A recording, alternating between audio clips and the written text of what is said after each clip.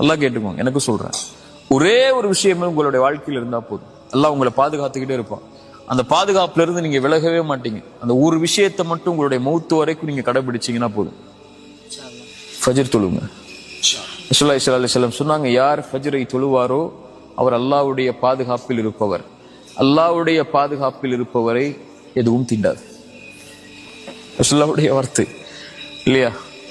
காலையில எழுந்து அவன் அல்லாஹ்வுக்காக 2 ரக்அத்தை அந்த குளிருள்ள நேரத்திலையும் வெளிச்சமில்லாத அந்த நேரத்திலையும் நடந்து போய் அல்லாஹ்வுக்காக நிறைவேற்றக்கூடியவருக்கு ரசூலுல்லாஹி ஸல்லல்லாஹு அலைஹி வஸல்லம் சொன்னாங்க, யார் இரவுடைய அந்த இருள்களில் நடந்து கொண்டு பள்ளியை நோக்கி சென்று தொழுகை நிறைவேற்றுவாரோ பின்னூரி தாம் யௌமல் கியாமா, மறுமையில் அவர் வெளிச்சத்தோடு வருவார். அல்லாஹ் அவரை பாதுகாக்கிறான். யார் ஃபஜ்ரை தொழுவாரோ அவரை அன்றைய தினம் முழுவதும் அவர் அல்லாஹ்வுடைய பாதுகாப்பில் இருப்பவர். அல்லாஹ்வுடைய பாதுகாப்பில் இருப்பவரை யாரும் எதுவும் அவரை செய்யாது.